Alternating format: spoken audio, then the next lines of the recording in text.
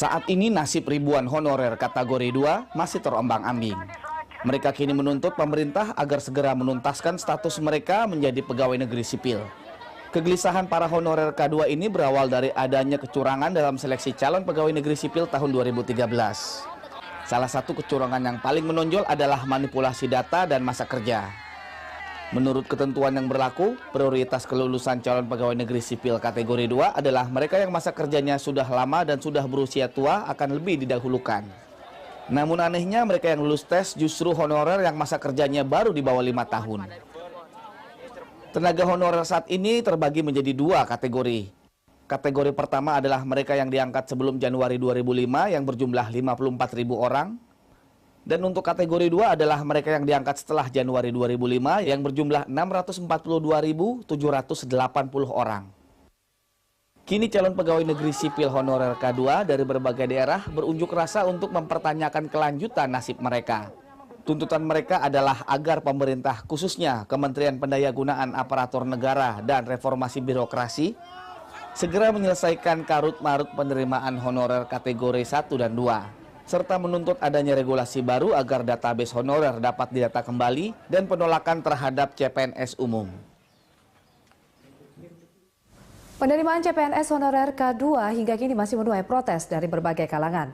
Protes terbesar justru datang dari para honorer K2 sendiri yang masa jabatannya telah mencukupi untuk diangkat menjadi pegawai negeri sipil. Lantas apa sebenarnya masalah yang terjadi di dalam seleksi penerimaan CPNS kategori 2 ini? Telah bersama kita di studio Berita 1 saat ini Koordinator dari Divisi Monitoring Pelayanan Publik ICW Ade Irawan dan juga di sambungan telepon Yolis Suhadi, Ketua Forum Komunikasi Jambi. Ya, selamat datang di Berita 1, di Dialog Berita 1. Ini kalau kita, Mas Yolis, selamat pagi. Kita ke Mas Yolis dulu. Pak Yolis. Iya, Mbak. Selamat pagi.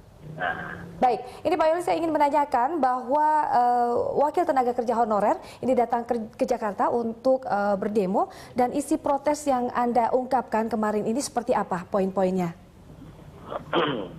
Isu yang kami ungkapkan kemarin itu ada 4 tuntutan yang kami utarakan atau kami sampaikan kepada Kemenpan. Kebetulan kami kemarin diterima di kantor Istana Negara, di seputaran kantor Istana Negara oleh Menpan dan Sekretaris Kabinet Bapak Dipo Alam kalau nggak salah ya. Tuntutannya yang pertama, kami ingin penuntasan permasalahan pengangkatan honorer baik itu K1 dan K2. Dan kedua, kami ingin bahwa pemerintah itu ada regulasi khusus untuk menindak para manipulasi data, Pak. Karena di lapangan yang terjadi itu adalah para maling yang memanipulasi data ini yang lolos dari seleksi CPNS. Dan yang ketiga, kami menginginkan undang-undang ASN ini jangan dulu diberlakukan sebelum selesai regulasi yang berjalan ini tadi, Mbak, agar tidak menjadi tumpang tindih dan menambah kekisruan di daerah. Sementara untuk permasalahan Jambi sendiri, kami ingin agar Kemenpan itu tunduk pada peraturan hukum yang berlaku sesuai rekomendasi Komnas HAM terhadap diskriminasi terhadap 29 honorer Jambi, tetapi Menpan tidak pernah mau menggubris. Sementara beliau dulu waktu di Komisi 2 menginginkan agar diselesaikan. Bawa kepala daerah, kami sudah menghadirkan Pak Gubernur, tapi tidak juga diambil solusi untuk penyelesaiannya, Mbak. Jadi seakan-akan permasalahan ini memang tidak ada niat baik dari pemerintah. Ya, lantas apa tanggapan dari Kemenpan sendiri, Pak Yoli? Tanggapan dari Kemenpan, dia tidak bisa, Mbak, tidak bisa. Masalahnya katanya kuotanya sudah diatur, tinggal nanti diatur bagaimana daerah terhadap honorer-honorer yang tidak lulus ini tadi. Mau diapakan daerah, atau mau dikontrakkan, atau mau dibuang, itu terserah daerah. Lantas Anda mengeluhkan ada fakta di lapangan bahwa terjadi kisruh dan juga tadi ada manipulasi data. Tanggapan dari Kemenpan sendiri? Tanggapan dari Kemenpan seperti dulu, Mbak. Sudah 2 tahun kami sudah demo masalah ini, masalah manipulasi data ini. Menpan selalu bilang, jika ada, laporkan kepada pihak yang berwajib. Jika kalian tidak puas, laporkan kepada Deputi SDM di Kemenpan. Sementara, Mbak, itu sudah berulang kali kita lakukan, namun tidak pernah ada aksi nyata. Tidak ada istilahnya pencoretan atau pejabat tersebut dipidana kami belum pernah dengar itu, Mbak. Selalu saja bilang laporkan, kemana laporkannya, Mbak? Lantas selanjutnya tindakan dari perwakilan dari pegawai honorer akan seperti apa, Pak? Ini terakhir satu pertanyaan lagi. Kami merasa tidak ada solusi kemarin. Jadi upaya yang kami lakukan adalah mungkin menggugat undang-undang ASN saja, Mbak. Baik. Itu lebih real kayak itu, lebih pakai cara-cara konstitusional saja daripada kami melakukan demo dan turun ke jalan lagi. Saya rasa seperti itu. Baik, Pak Yolis, terima kasih telah bergabung bersama Berita 1 dan kita masih menantikan jawaban dari ICW dari Ade Irawan sesaat lagi setelah jeda berikut. Apa sebenarnya masalah dari karut-marut CPNS honorer ini, Mas Ade? Tadi ada poin yang disampaikan oleh Pak Yolis sendiri bahwa permasalahan K1 K2 itu manipulatif data dan undang-undangnya juga mereka masih menuntut untuk tidak diberlakukan. Seperti apa ini kalau fakta di lapangan yang Anda lihat?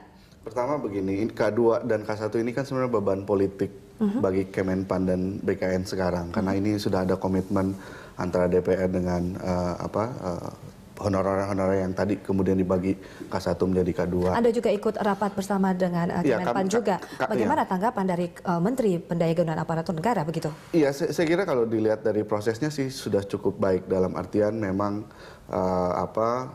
soalnya dibuat oleh tim independen, lalu juga mengenai manipulatif data dari data K2 itu? Ya, memang itu problem mendasarnya di situ. Tidak bisa menjawab. Ini lebih banyak di daerah. Manipulasi terutama mereka yang bekerja di atas tahun 2005 gitu ya. Karena hubungan dekat dengan misalnya kepala sekolah, dinas atau bahkan oknum di BKD gitu ya, akhirnya dia memanipulasi data. Fakta di lapangan adanya dalam tanda kutip honorer bodong begitu dan mereka justru yang diangkat malah bukan yang sebenarnya dan dari persyaratan juga tidak jelas begitu? Iya, membuat tidak adil. Kenapa begini? Karena yang banyak lulus ini kan yang muda-muda gitu ya. Yang justru banyak bekerja di atas tahun 2005. Sedangkan yang sudah kerja, sudah bulukan gitu ya di ini gitu ya, dia justru tidak lulus. Kenapa? Karena misalnya soalnya dianggap terlalu berat. Bahkan kalau setahu kami juga ada hal-hal teknis, misalnya mengisi kolom jawaban saja banyak yang salah, mengisi nama saja banyak yang salah. Dari rapat dengar pendapat dengan Kemenpan kemarin dan juga Badan Kepegawaian Negara, bagaimana mereka meresolusikan atau bagaimana mereka menanggapi? Kami sudah katakan sebelum pengumuman, bahkan ini pasti akan jadi potensi masalah karena ketidakadilan tadi gitu ya.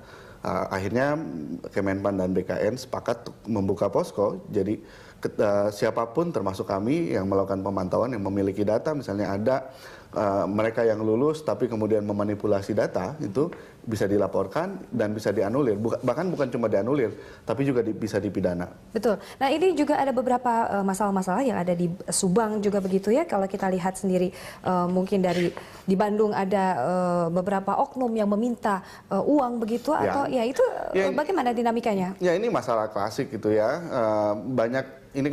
Banyak orang yang tergiur untuk menjadi pegawai negara gitu ya.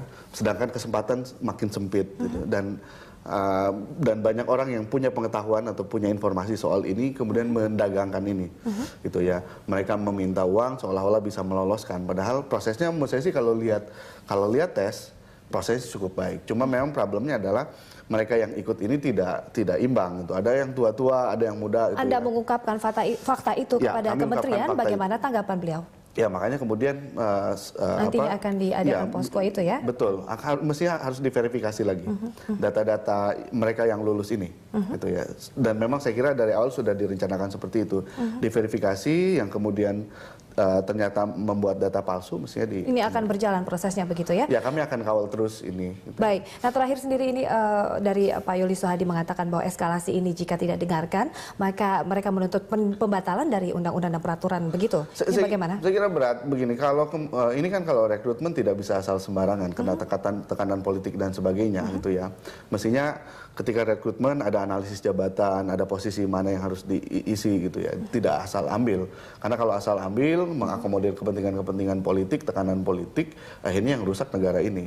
Birokrasi mesinnya negara. Kalau kemudian yang diambil mereka yang tidak punya kualitas dan sebagainya, ini akan menjadi masalah. Closing statement dari Anda, Mas Ade, bahwa terkait ini harus seperti apa? Karena karut-marut semakin berkepanjangan dan tidak terselesaikan begitu? Ya, pertama supaya adil, mereka yang dianggap lulus ini mesti diverifikasi lagi. Kalau kemudian datanya palsu, bukan cuma dianulir tapi juga harus dipidana, termasuk orang-orang yang memberikan informasi. Karena setahu saya data palsu itu kan tidak hanya tidak hanya sendiri, tapi melibatkan banyak pihak. Misalnya kalau di sekolah ada kepala sekolah yang membuat keterangan bahwa dia bekerja di bawah tahun 2005, atau kepala dinas atau orang BKD.